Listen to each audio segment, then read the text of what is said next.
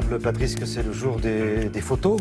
Oui, entre autres, le magazine Chasseurs d'images nous propose une immersion dans le Sportfolio 2016. De quoi s'agit-il? Il s'agit du 3e concours international de la photo de sport. 2000 concurrents participaient. Alors voici quelques-unes des photos primées. Le Grand Prix est attribué à cette photo d'un athlète tunisien, Oussama Melouli, qui se ravitaille en eau pendant la course des 10 km en eau libre au championnat du monde de natation en 2015. C'était en Russie, à Kazan. Dans la catégorie reportage, voilà la photo gagnante, prise dans une salle de boxe au Congo. Dans la catégorie action, regardez cette nageuse australienne, Ellie Cole, au championnat du monde de natation 2015. On est en handisport. Et puis dans la catégorie insolite, regardez cette course à obstacles qui se déroule au Royaume-Uni, à Perton. Chasseur d'images, voilà, il y en a un qui court en cravate, et tous les autres lui renvoient de la boue. Ça peut Il est en retard au boulot. C'est une mauvaise sortie de métro. Et voilà, en tout cas, Chasseur d'images publie, je le rappelle, la liste de tous les concours de photos organisés avec règlement et site internet pour évidemment s'inscrire pour ceux que ça intéresse.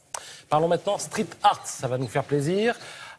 Puisqu'il est possible aujourd'hui de payer les artistes de rue pour qu'ils badigeonnent les murs de la ville. Oui, c'est possible. C'est en tout cas ce qui s'est passé à Tours, où toute la clique des artistes de rue, clique locale, ils étaient une dizaine, a été convoquée et s'est vu proposer en fait de redécorer les palissades qui avaient été couvertes de slogans hostiles à la loi El Khomri. Un travail qui, évidemment, a été rémunéré, mais l'idée n'est pas mauvaise. Maintenant, dites-moi ce que vous pensez de cette Marlène Dietrich. Belle photo, non? C'est un homme, non? Ouais, voilà, je repars. Pardon. Je vais repartir. Non, mais si, j'allais vous dire, regardez les avant-bras. Ils sont beaux, ils sont féminins. Bon, regardez maintenant les avant-bras du monsieur. Oui. Photo suivante. Oui. Voilà, Plein de poils. Donc, en fait, c'était la même personne. Ce monsieur s'appelle Francesco Vezzoli. C'est un artiste. Il s'est déguisé en Marlène Dietrich pour les besoins d'un événement particulier, puisqu'il en est l'instigateur, et ça se passe à Monaco. Il s'agit de la présentation de portraits de Marlène Dietrich, ce portrait réalisé à la manière des grands maîtres.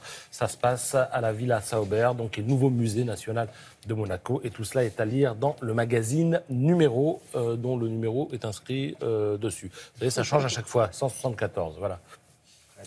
Quelques livres pour finir et pour la plage. Alors d'abord, je vous signale que vous verrez dans l'équipe aujourd'hui un papier sur Paul Pogba. Manchester United vient de payer 120 millions d'euros, ce qui est n'importe quoi pour le joueur de la Juventus. Et si vous voulez revivre un peu les moments de foot et vous intéresser à Pogba et aux autres, voici un livre qui vient de sortir, qui nous propose des portraits des Bleus. Un autre livre pour les amateurs de cyclisme avec l'histoire des maillots du Tour de France. Il y en a plus de 1000. Et puis pour finir, définitivement, cette fois, ce livre de feu, CNews, je vous le rappelle qu'il a péri lors de l'attentat de Charlie. Le FLNC a déposé les armes, dit ce terroriste, on va dire, ce cagoulé. Et il rajoute à un endroit connu de moi seul. Autre dessin pour finir, regardez cette statue de Napoléon. Vous n'êtes pas Corse. Un vrai Corse se bat pour un empire, pas pour un département. CNews prend le maquis, c'est aux éditions du Chêne. Parfait, merci beaucoup Patrice.